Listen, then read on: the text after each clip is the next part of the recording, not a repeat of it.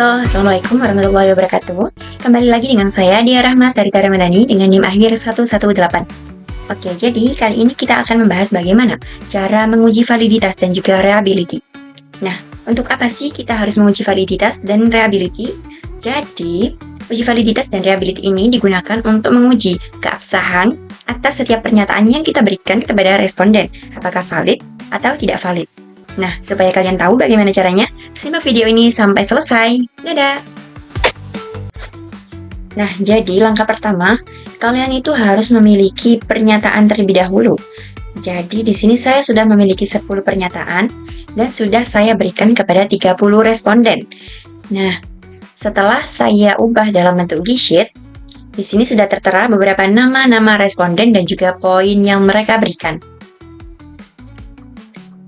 Setelah itu, kita bisa mengcopy setiap tabel pernyataan mereka ke Excel dengan cara copy setiap poin tabel yang telah mereka berikan.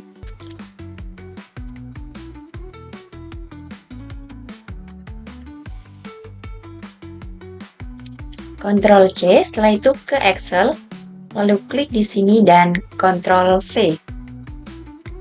Nah, setelah tampilannya seperti ini, selanjutnya kita akan menghitung skor total dari masing-masing tabel responden. Nah, di sini kita akan menggunakan rumus Excel, teman-teman. Oke, jadi kita akan menggunakan rumus Excel untuk menghitung setiap masing-masing kolom responden. Nah, di sini ada kolom pertama. Kita menggunakan rumus Excel yaitu sama dengan, lalu ketikkan sum, S-U-M, menggunakan huruf kapital, lalu ketik buka kurung, lalu silakan kalian blok untuk di kolom pertama dari A sampai dengan J. Setelah itu, kalian tambahkan tutup kurung, lalu klik enter. Nah, di sini sudah tertera 27 sebagai dari hasil tabel akumulasi penilaian di responden pertama. Nah, untuk mengetahui setiap jumlah akumulasi hasil penilaian dari masing-masing responden, kita bisa memanfaatkan Excel dengan cara klik 27, lalu tarik ini ke bawah. Selesai. Jadi kita tidak perlu menghitung satu persatu ya teman-teman. Nah, setelah hasilnya sudah selesai, lalu langkah selanjutnya kita beralih ke SPSS. Nah, SPSS inilah yang digunakan untuk menguji validitas dan juga reliability teman-teman. Oke, kita ke SPSS terlebih dahulu.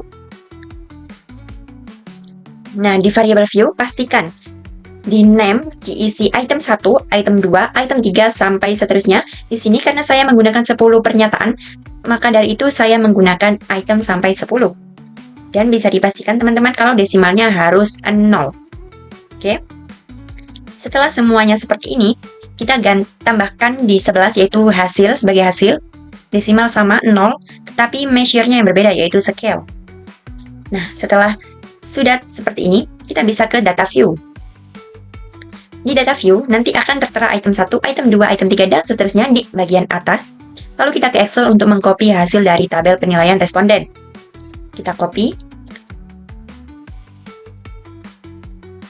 Ctrl C. Lalu ke SPSS dan tekan Ctrl V. Nah, setelah semua tabel telah masuk dalam SPSS, langkah selanjutnya yaitu kita bisa menggunakan rumus dari SPSS untuk menguji validitas yaitu dengan cara analyze, lalu klik correlate, lalu klik bivariate. Nah, teman-teman, jadi untuk selanjutnya yaitu kita harus memindahkan setiap item yang ada di kolom ini untuk pindah ke kolom variabel. Caranya yaitu dengan cara klik item 1, lalu tekan Ctrl A untuk ngeblok semua, lalu tekan tombol ini. Nah, setelah semua item terpindahkan, pastikan di correlation coefficient, yaitu persen yang dicentang, lalu to tilde, dan klik centang di flex significant correlation. Setelah sudah seperti ini, silakan klik OK. Nah, ini merupakan jawaban dari hasil uji validitas. Namun, kita perlu menggunakan rumus untuk membacanya. Kita memiliki dua rumus, yaitu dengan membandingkan R hitung dengan R tabel, dan juga membandingkan seek to tail dengan 0,05. Jadi, untuk rumusnya yaitu kita perlu mencari nilai R tabel terlebih dahulu. Nah, ini teman-teman bisa silakan dicari di Google untuk nilai R tabelnya. Baik, dan untuk nilai R tabelnya silakan bisa dipilih untuk tingkat signifikasi uji dua arah. Lalu pilih yang bagian 0,05. Nah, di sini karena saya memiliki jumlah responden 30 orang, oleh karena itu saya akan menggunakan N30. N30 di sini. Lalu kolom 0,05 jadi saya menggunakan 0,3494. Nah, kita kembali ke rumusnya. Rumusnya yaitu jika R hitung, nah teman-teman, sebelumnya R hitung ini merupakan R hitung. Nah, untuk R hitung yang dibaca yang mana?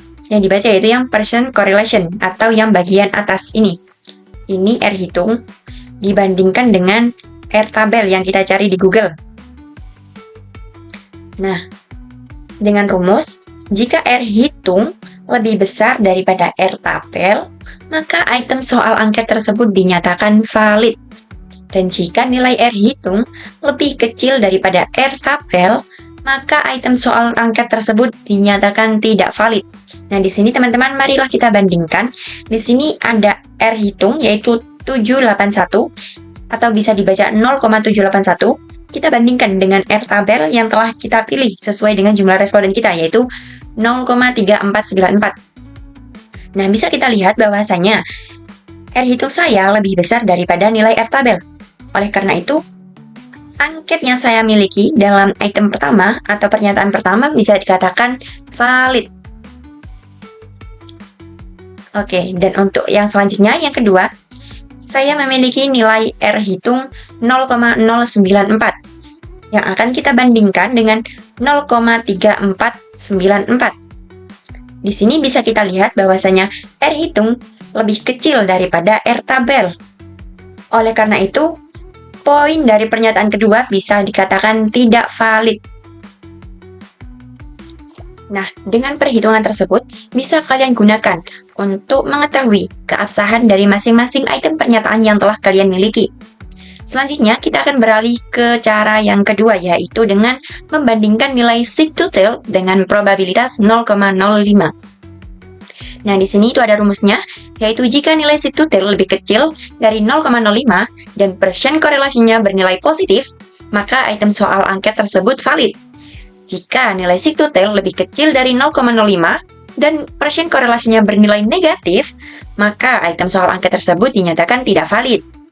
Nah, jika nilai sigtotal kalian lebih besar daripada 0,05, maka item soal angket tersebut dinyatakan tidak valid juga. Oke, mari kita hitung teman-teman untuk menggunakan cara yang kedua. Bisa kita lihat, yaitu kita menggunakan nilai sigtotal. Nah, di sini nilai sigtotal terdapat dalam barisan kedua di setiap tabelnya. Nah, di sini hasil sigtotal saya dari item pernyataan pertama yaitu 000, yang mana harus kita bandingkan dengan 0,05. Nah, bisa teman-teman lihat, apakah 000 ini lebih besar atau lebih kecil daripada 0,05? Nah, di sini jelas 0,05 lebih besar daripada 0,00. Di situ masih ada dua kemungkinan, antara valid ataupun tidak valid. Sebelumnya, marilah kita lihat nilai percent correlation-nya. Di nilai percent correlation, apakah terdapat negatif atau tidak di hasilnya? Di hasil, percent correlation-nya tidak terdapat nilai negatif atau berarti positif. Jadi, bisa kita nyatakan bahwa soal dalam pernyataan pertama ini valid. Oke, selanjutnya, yaitu kita membandingkan dengan pernyataan hasil dari pernyataan kedua saya, yaitu ada 0,621 yang akan kita bandingkan dengan 0,05. Nah, di sini bisa kita lihat bahwasanya 0,621 jauh lebih besar daripada 0,05. Yang mana jika sigtotal lebih besar daripada 0,05, maka item soal angket tersebut dinyatakan tidak valid. Nah, di sini bisa kita lihat bahwasanya hasil dari perhitungan cara pertama maupun cara kedua tetap memiliki hasil keabsahan yang sama, yaitu dengan tabel pertama valid dan tabel kedua tidak valid. Nah, untuk cara rumus ini bisa kalian gunakan untuk menghitung di item pernyataan, semua item pernyataan. Oke, selanjutnya kita akan langsung membahas bagaimana cara menguji reliabilitas. Kita ke dataset terlebih dahulu. Lalu kita klik Analyze, ini untuk reliability. Kita klik Analyze, lalu klik Scale. Setelah kita klik Scale, kita klik Reliability Analysis.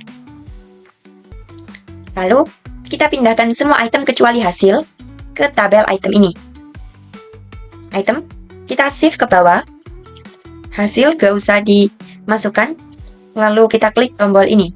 Nah, dia akan berpindah di sini. Setelah itu, langkah selanjutnya yaitu kita klik statistik. Lalu klik Scale if item delete. Selanjutnya klik Continue. Lalu oke.